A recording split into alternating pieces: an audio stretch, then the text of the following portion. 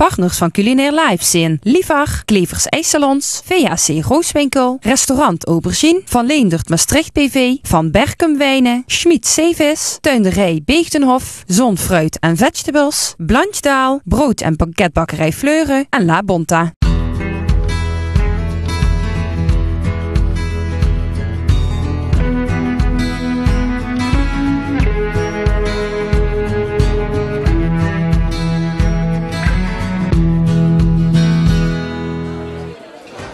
Dag dames en heren, welkom bij weer een nieuwe uitzending van Navenant Culinair Live. Even een theaterrestaurant de Maaspoort maken we een culinaire reis met onze patron cuisinier Paul Pollux.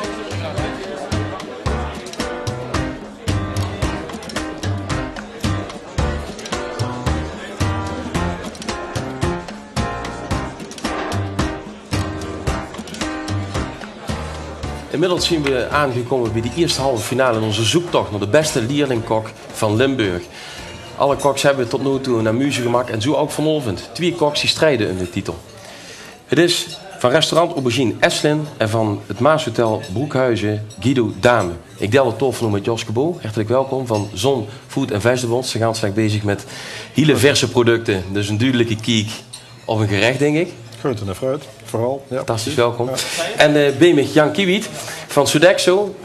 Eigenlijk een chefkok, maar inmiddels bezig als food consultant. Ja, als food consultant. Ik werk 24 jaar bij Sodexo, als grootste contractcateraar. En ik ben nu de laatste 4 jaar bezig met het adviseren op locatie van voeding, uitstraling, presentatie, bedenk, concepten, modules en rol die landelijk goed. Ja. Daar kunnen we een beetje een kort mee. Dus eigenlijk continu bezig met wat kinderen veranderd weer, ook op het gebied van catering. Is dat, veel willen verhoed in de catering, veel willen eigenlijk... Wat is verhoed willen in de catering? Anders, vooral anders, gezonder, duurzaam, verantwoord. Dat is wat veel willen. En dat is in de catering anders een behoorlijke stap. En dat is een moeilijke stap. Maar dat gaat goed vooruit. Ja. Nou, mooi. Je hebt vorige 2 prachtige amuses stond. Het eerste beurtje is een beurtje nog geboekt. Dit is van kok nummer 1 van Eslin, van het restaurant Aubergine. Ik zou zeggen, God geef als preuven. En dan kun je het gerecht ook goed beoordelen. Het zijn 3 varianten van groentemoes met een verfijnde garnituur. Wat is een eerste reactie, Jos? Ik zit, maar dat is vaak beroepsdeformatie. Ik zit altijd iets gelijk te zoeken naar wat voor soort groente. Ja. En dat is bij een moes natuurlijk heel lastig. Bij de linker, ik zou zeggen doperwtjes. Maar... Wie is het van smaak?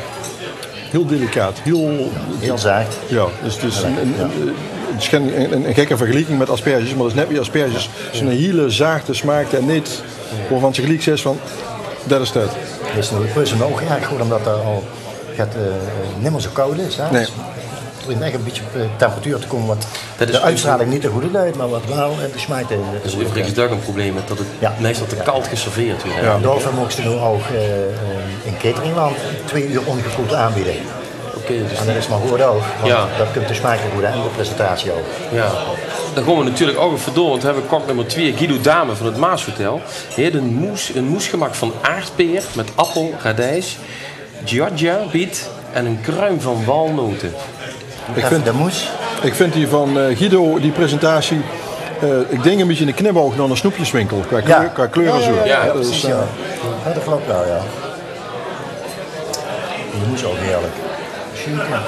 Maar goed, je kan denk ik wel een heel goed eerste beeld vormen. En die komen dan dadelijk aan het eind van de uitzending komen we terug. Maar dan wil ik me ook heel gaan wijten dan wat weer voor ochtend winnaar is. En weer door naar de finale. En de zoektocht naar de beste leerlingkok.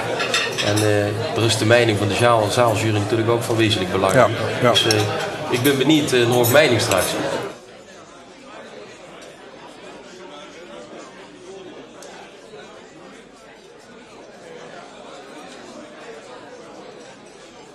We zijn aangekomen bij het voorgerecht. Er staat een prachtig gerecht bij mij op tafel. Maar zo komt het binnen. Tom Rietveld van Schmid Zeevis, hartelijk welkom. Paul, zo krijg jij het binnen, hè? En dan maak je er zoiets bijzonders van, hè? Ja. Wat hebben we voor speciaals? Nou, het is een zalm uit Shetland. Daar bij boven Schotland, hè? Zeg ik goed, hè? Nou, ik kan misschien iets vertellen van een vis, van het algemeen van een vis, hoe je herkent of een vis versus, zeg maar. Maar dat zijn de rode kiemen, is dat toch? Hè? Dat is eigenlijk het eenvoudigste. Hè? Je kan dus echt in die kiemen kijken en dan zie je dat hele rode. Ja. Maar je kan het ook zien in de stevigheid van een vis. Een vis moet altijd stevig zijn. Hij zit altijd in een slijmlaagje als hij nog vers is. En waar je het ook heel goed aan kan zien, dat zijn de bolle ogen. Een vis die niet meer vers is, zakken altijd de ogen helemaal terug en worden helemaal dof. En hier zie je dat die echt naar bol zijn. Maar hier, ja, die kiwi die zijn wel zo rood dat je het niet kan missen. Dat is echt heel rood, ja. Absoluut. Het is een bijzonder mooie vis. Ja, maar we hebben ook hier zeesla, is dit? En de knotwier. En dan hebben we hier het rode zeehoorntjes. Zeehoorntjeswier is dit? Ja. Het is echt heel bijzonder. En de sla vind ik ook heel bijzonder. Waarom is het bijzonder? Ja, het is heel bijzonder van smaak. Dit is, vind ik, toch meer iets voor... Voor decoratie? Nou, hier kan je ook een salsa van maken of iets voor brood te smeren, zeg maar. Ja. Een tapenade, zeg maar. Maar deze twee zijn echt heel mooi voor te blancheren. Een heel klein beetje olijfolie, een heel klein beetje zout erbij. En dan heb je echt een heel mooi iets. We hebben het hier ook wel op. Het is ook die zeesla is heel sterk van smaak ook, hè? Ja, maar dan, als je een beetje afkookt met ruim in water en ruim kokend water. Dus dan heb je ook een beetje die scherpe, die zoute smaak gaat er een beetje weg. Ja. Jij kookt er vaak mee of jij werkt er vaak mee? Nou, we hebben eigenlijk sinds kort hebben we dit allemaal gekregen. Dus een stuk of 6 soorten denk ik dat wij hebben gehad. Het is nu zo dat er de meeste zeewier komen gedroogd soms uit Frankrijk en Japan. Deze komen uit Zeeland, uit Ierseke. En er zit een kleine zeeboer of zo. Wat mij wel opvalt, kijk, als je naar die zeesla kijkt, die voedingswaarden, vitamine A, B, C, eiwitten, dat is allemaal gigantisch. Ja. Toch gebeurt daar weinig mee, toch? Ja, ik denk dat het in de macrobiotische sfeer is het bekend eigenlijk. Maar nu gaat dus het grote publiek het wel ontdekken. Maar dat gaat vooraf natuurlijk aan de chefs die ermee gaan koken en gaan werken. Ja. Want voor mijn beeld in Japan is het al een product wat heel veel gebruikt wordt en alles, hè? Ja, enorm wat er gebruikt wordt. En er maar is waarom Frankrijk wij niet en ook. zij wel? Wat? Ja, weet ik niet. Ik denk dat wij misschien een beetje achterlopen met culinair genieten van dingen. Hoe zie jij dat? Want achterlopen is... Ja, achterlopen. Zij doen natuurlijk al heel veel met wieren en met zij doen al heel veel altijd al mee. En ja, sushis en zo. Sushis en dat bedoel ik eigenlijk. Dat begint wel te komen allemaal. Ja. En dat zie je hier ook steeds meer. Dus ik denk die wieren, ze ontdekken steeds meer. En dan wordt er weer, je moet natuurlijk ook een stukje markt, je moet dat eerst oosten, kweken, oosten. En er zijn natuurlijk sommige wieren waren al, maar er zal ook zeker zijn uitgezet. Ja. Die dan langzaam weer bij ons komen, wij gaan weer iets mee proberen, we gaan er iets van maken. En zo wat kan het grote publiek er nu mee? Want ik bedoel, is dit nu ook een product dat uiteindelijk in een supermarkt terecht gaat komen en waar het publiek zelf mee aan de slag kan? Misschien in de speciaalzaken denk ik wel. Die er, en ja, het is in ieder geval te koop. Ik denk de restaurants zijn de eerste die er nu mee gaan werken. Wordt er al veel mee gedaan. We hebben nu in het nieuwe nummer van Navenant staat er een heel verhaal over zeewier en het gebruik. Er is inmiddels een interessant kookboekje voor het publiek ook beschikbaar. Want het is natuurlijk, wat doe je ermee? Dat staat voorop, dat is die zeesla. Of dat is die zeesla. Ja. Daar kan je mooi vis ook mee inpakken. Ja. Dus... Waar zit het qua smaak in als je zeesla pakt? Is het heel sterk? Waar moet ik aan denken? Ziltig. Beetje oesterachtig. Ja, natuurlijk niet oester, maar de smaak, weet je wel, dat ziltige. Dat ietsje zout, hè. Maar in soep en sausen. En het wordt natuurlijk... Kijk, de meeste mensen eten al zeewier, maar dan zit het als verdikkingsmiddel in de tandpasta zelfs. En in vleesgerechten. Het wordt overal gebruikt als verdikkingsmiddel. Als natuurlijk verdikkingsmiddel. Ja. En de yoghurt en de vanillevla. Gelatineachtige stof. Maar nu zijn we dus echt op ontdekkingsreis om door vanuit dit product zoiets culinairs mee te maken. Ja. En Tom, heel fijn dat je weer hier was. Paul, hartelijk dank. En de mensen hier genieten van een heerlijk voorgerecht. Oké, dankjewel.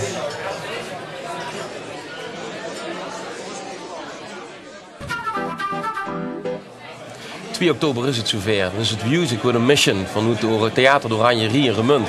Samen met het Limburg Symfonieorkest.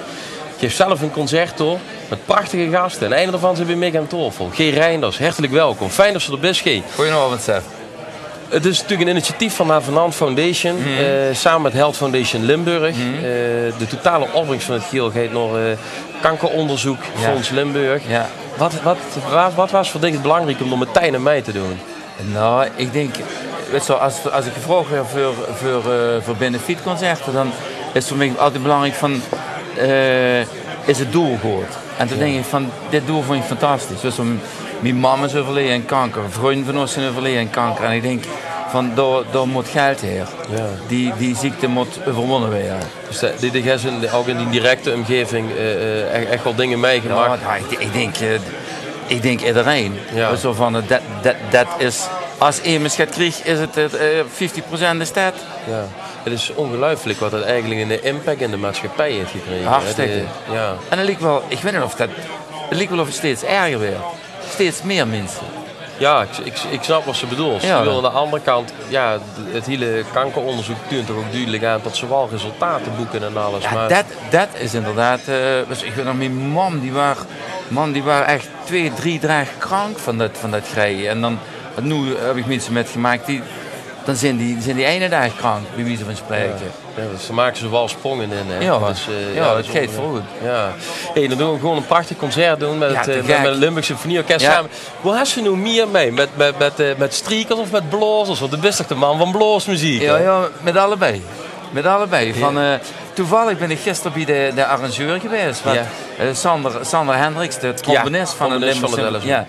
Die heeft bluesmuziek gearrangeerd voor symfonieorkest. Okay. Dus meestal begin ik alleen op de piano. Yeah. Maar nu beginnen ze met de strikers. Dus ik ben heel benieuwd. Vindt ze dat nu zelf spannend dat, wat er gaat gebeuren met zo'n orkest te doen? Dat zo'n muziek krijgt dan toch een andere dimensie, zullen we maar zeggen. Hè? Ja, weet je, van het enige vergelijkbare. Ik heb een stuk of 5 keer met het Metropoolorkest gespeeld. Ja. Maar die zijn toch meer poppy. Ja. Van, ik vind het heel leuk om nu eens met een echt klassiek orkest te spelen. We hebben een liefde naar de klassiek, want mijn leermeester John Brugler, daar is een duet mee. Ja, dat was super zo. Ja, die kwam bij ons toe, ze hebben het opgenomen bij ons in de studio. En die kwam zingen en ik zeg, Marjan, tegen mijn vrouw, ik zeg van kom luisteren. Nou, dan kreeg je lief kippenvel. Dat vind ik man van een kleine stad, dat liedje. Ja. Hij zingt toch zo goed, man. Ja, dat is ongelooflijk. Ja. Het is ook voor mij altijd een feest als ik dan bij hem kom en ik moet met hem werken. Ja, ik studeer bij hem, ja. Dus dan ik, als ik dan door moet werken. Ja, dat doe ik zeker. Dat beloof ik. Hey, en wat ik ben ook bij de arrangeur geweest vanwege een arrangement, want Suzanne gaat ook meedoen, hè? Suzanne Zegers, ja. Wie is dat arrangement geworden? Prachtig. Prachtig. Dat liedje heet Laat Mich. En de Sander, hij kreeg dan een versie die voor nu op de maandag verzint de cd. En hij kreeg dan een versie met alleen piano. En dan zingt dat meisje, dat is Zonnekruid, dat is heel klein. Maar dat is een grote ster. Echt, dat is, nou dat vrouw misraakt niet. Van het, en nu met dat symfonieorkest. Oh, de Sander heeft alles komt, alles heeft uit de kast gehaald. Het begint heel klein met harp, dwarsfluit, hobo. Ja, te gek. En dan op een gegeven moment komt er een toetie, man. Dan krijg je kippenvel. Ja, geweldig. Ja, er komen ook andere collega's. Jacques Vinders kunnen zingen. Natuurlijk hartstikke leuk. Daar heb ik al ooit een liedje voor geschreven. Ja, geweldig. Mijn eigen vrouw, Dita Bel, komt zingen. Ze gaat een stuk doen. Vieren leven, lieve compositie van haarzelf. Dus ik denk dat we met z'n allen een heel mooi concert gaan maken. Volgens mij werd een prachtige avond. Ja, ik denk, en dan kijk ik hier even naar de mensen toe. Je moet er echt bij zien. We gaan ons echt met z'n allen inzetten voor de Health Foundation. Om dat kankeronderzoek weer een stukje extra budget te kunnen geven. Om verder te gaan in wat zo belangrijk is. Namelijk die einde vervelende ziekte overwinnen. Ik vind het ontzettend fijn dat ze mij wijzen. Ik vind het heel fijn dat ze hier naartoe is gekomen om met die verhaal te vertellen. Bedankt, G. Tot 2 oktober. Zeker doen we. Oké. Ja.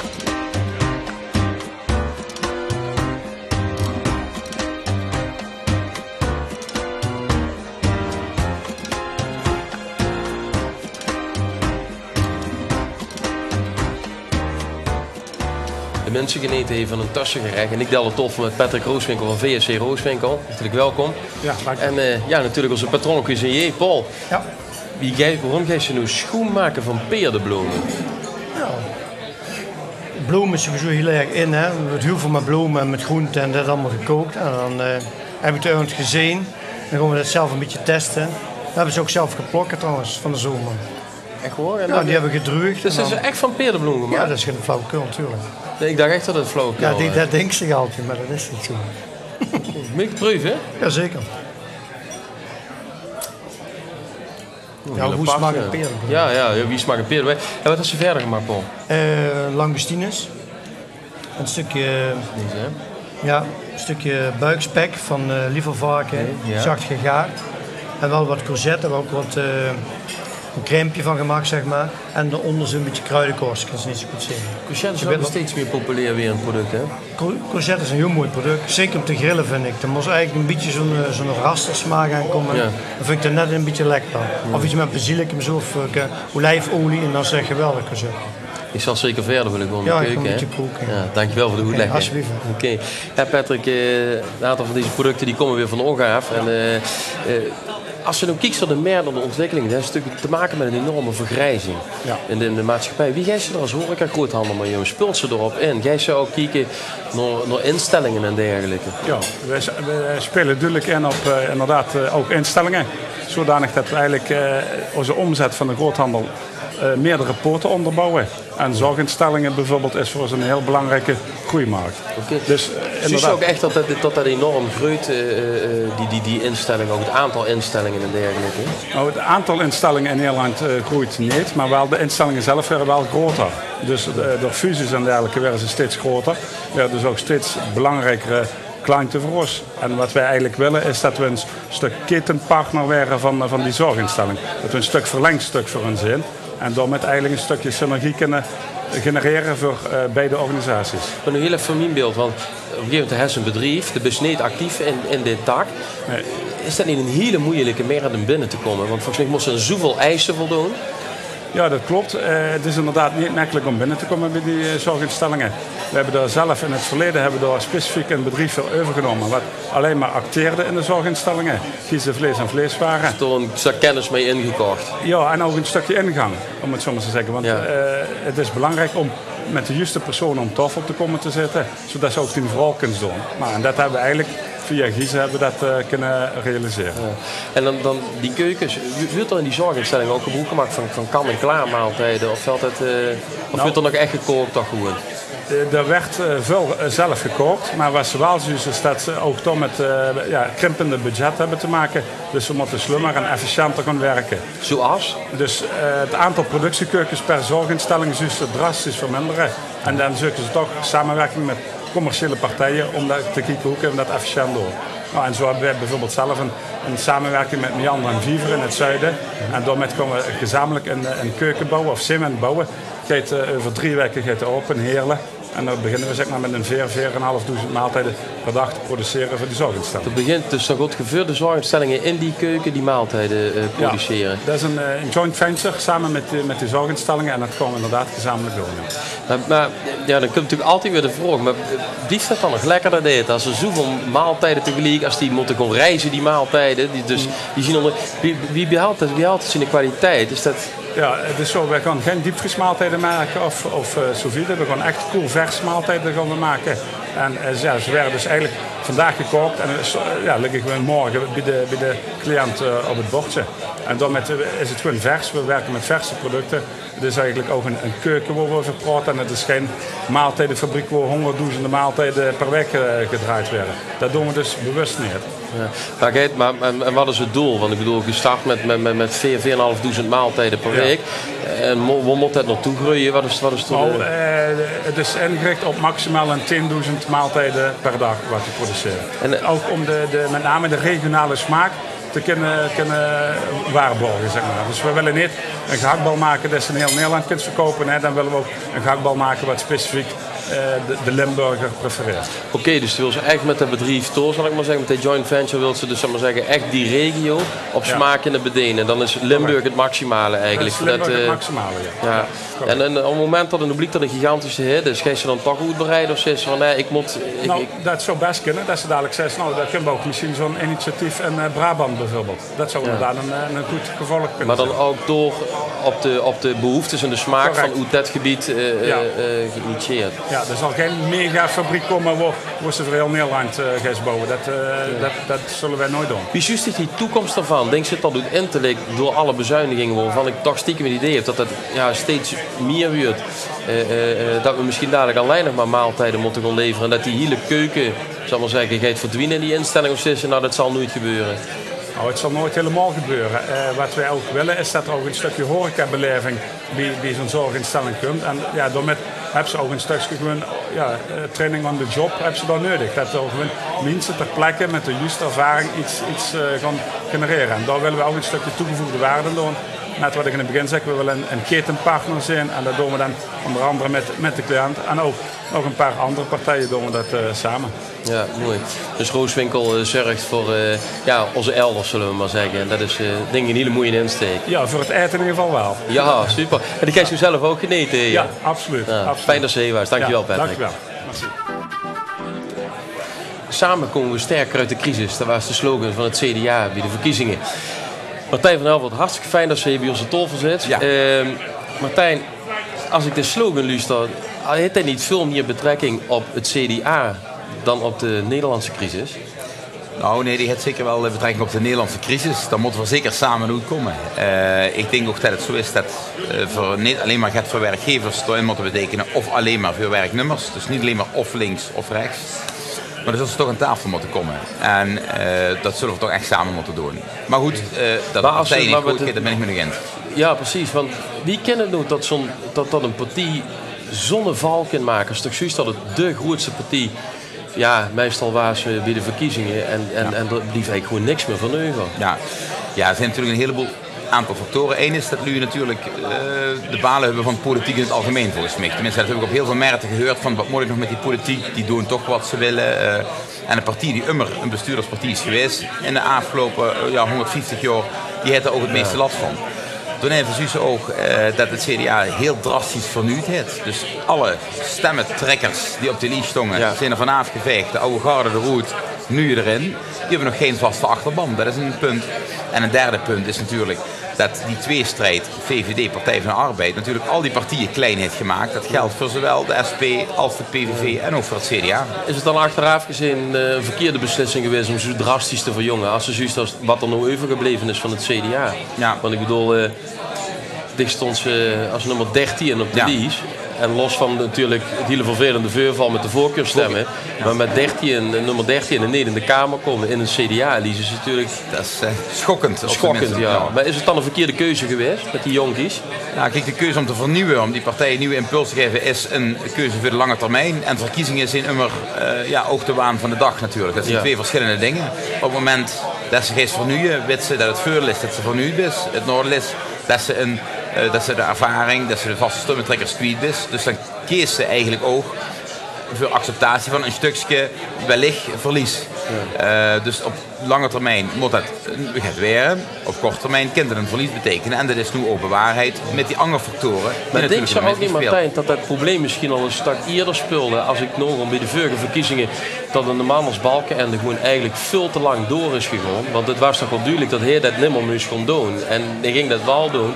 En door is eigenlijk al een grote genadeklap gekomen voor het CDA. Ja, we hebben natuurlijk een klap gehad toen. Wie dat precies is gegaan met Balkenende weet ik ook niet. Was er die mening over? Wat ik wat jammer vond, is dat een aantal die dat ook heel goed zullen kennen, niet beschikbaar zijn. Hè? Dus ook staat destijds met Eurlings, dus ook staat nu met de Jager, die dat bijvoorbeeld heel goed had gekend. Ja. Nou, waarom willen zo'n mensen dat dan niet, Martijn? Ja, dat weet je gewoon niet. Dat is hoe ze eigenlijk die nu moeten vragen. Maar ik bedoel, ik zit zo hoog in de bouw bij het CDA. Ik ben pas 34 jaar. Ja. En ik kan me toch voorstellen dat tegen me zeggen, maar Jan Kees, kom op, het gaat om de partij en het landsbelang. En dit moest voor ons vechten. En tenminste, ik neem aan dat dat toch was gezakt wordt, zoiets, hè? Ik denk dat er wel een heel dringend beroep op hem gedaan is. Wat ik wel weet is, kijk, ik gewoon uit van wat kan ik aan sommige dingen kan ik niks doen. Ik bedoel, ik kan niet een Eurlings, een de Jager of verder nog dwingen. Wat ik wel kan doen is, ik doe gewoon mijn best in Limburg. Ik spreek lu aan, ik probeer lu of instellingen of verenigingen te helpen of bedrijven. En dat is wat ik doe. Ja. En ik merk, als ik naar mijn achterban kijk persoonlijk, dat hij er enorm door gegroeid is. Ondanks de tegenwind die het CDA heeft gehad, ben ik heel sterk gegroeid. Hij is ook heel duidelijk geprofileerd de afgelopen periode. Ik heb ook duidelijk geprofileerd. En dat werkt. Dus wat ik heb geleerd is, ook in het afgelopen jaar, want ik ben nog steeds ook de fractievoorzitter in Provinciale Staten, is dat ze toch gewoon wat zeggen, wat ze echt zelf vinden. Ja. En niet zozeer compromissen tussen partijen moest verdedigen, maar in eerste instantie hun eigen standpunt. En daarna pas die compromissen. Ik heb ook wel eens gezegd, het CDA is in de afgelopen periode, 8 jaar, vooral de partij geweest die vooral metgedacht heeft met andere partijen. En sommige de grootste mitdenkende partij van alles in Nederland. Ja. En waardoor nu gaat op zoek zijn gegaan van ja, het is allemaal wel leuk wat die me allemaal mitdenken, maar wat vind je zelf? Ja. Nou, ik heb nu geleerd, ook in het afgelopen jaar, wat in Provinciale Staten met de hele PVV en alles heel turbulent wordt, zeggen wat ze vinden. Vind je dat het niet kent, dan moet ze dat zeggen. Maar dat is wel heel CDA om dat eigenlijk niet te doen, hè? Ja, dat klopt. Ik bedoel, er is ook een cultuur die de balken en erin gedood is. Ik bedoel, je vertelde heel veel en dan zei je eigenlijk niks. En ik geloof dat ze er weinig duidelijkheid mee creëren. Nou, dat geeft me te weten. Ik denk dat Balkenende ook wel een helder punt heeft op heel veel zaken. Maar wat ze wel zo is dat in de Nederlandse politiek, maar ook in het Nederlandse bedrijfsleven, in de hele reclamewereld, dat de houdbaarheidsperiode van alle lui is steeds korter. Nee, duidelijkheid boven alles. De toekomst. Ik bedoel, we kunnen het verleden hebben. Waar moet het naartoe? Nou, wat naartoe moet, denk ik dat we vooral contact moeten zoeken. Veel meer nog dan voorheen. Net nu, zoals ik dat zelf ook doe, maar ik zie gewoon dat de achterban ervan groeit. Dan moet je gewoon op de zin wissen, die contacten vragen, wat vind je belangrijk, in plaats van immer aandragen, dit willen we. Hè? Ja. Je moet natuurlijk een eigen idealen, waar wil ze naartoe, maar wel ook aan jullie vragen, wat vind je belangrijk daarin? Ja. Wat Martijn, tot slot, wat vindt Stig belangrijk? Als je nu één punt doet, slecht is van, los van wat nu uit de hele formatie komt, dat vind ik ontzettend belangrijk, dat gaat gebeuren. Eén punt. Ja, ik vind dat we de partij zijn van de overburen. Want het lijkt soms alsof we meer aandacht hebben voor de overwaarde van het huis als voor de overburen van ons eigen huis. En dat vind ik heel belangrijk. En als illustratie, ik hoorde dus vorige week dat ik er niet in kwam. Uiteindelijk wordt natuurlijk heel teleurgesteld. En het overbuurmeisje, brugklas, komt om hij had zelf uit eigen tasje een zonnebloem gekocht en een tablet chocolade en zei, ik vind je zo'n leuke overbuurman en rot als er niet in is. Ik geef je dat. En dat is, zo moet de maatschappij ook zien. Dat klopt, maar heb je dan nog nu de motivatie om in Limburg? Het had bijna de stoel te pakken, dan moest je in dat Limburg. Ik denk toch ook van, man, schei je goed. Ja, die vraag kreeg ik wel dikker. Maar ik moet zeggen, in het gouvernement is het ook op dit moment heel interessant. Een aantal belangrijke dingen. Ja. Een aantal dingen heb ik voorbereid die ik in Den Haag moest afmaken. Zoals bijvoorbeeld grensoverschrijdend vervoer. Had je geld voor gereserveerd, had je hier in Den Haag afgemaakt. Nou, nu blijf ik gewoon van nieuwe duwen en moet ik me geen eens in Den Haag zoeken om aan te trekken. En dat gaat ook. Dus te blijft werken voor Limburg? Absoluut. Voor de lui die menen dat ze aanzien van Helvert in de Nederlandse politiek hebben een boodschap, niets is minder waar. Dat is een statement. Heel erg fijn dat ze hier was. We gaan er heel even uit voor de reclame nu. Maar blijf vooral kijken, we gaan dadelijk preuven met Hein. We hebben Reebout. Allemaal veel te lekker. Niet weggaan. Partners van Culinair Live zijn Liefag, Klevers IJssalons, VAC Rooswinkel, Restaurant Aubergine, Van Leendert Maastricht BV, Van Berkum Wijnen, Schmid Zeevis, Tuinderij Beegtenhof, Zonfruit en Vegetables, Blanchdaal, Brood- en Pakketbakkerij Fleuren en La Bonta.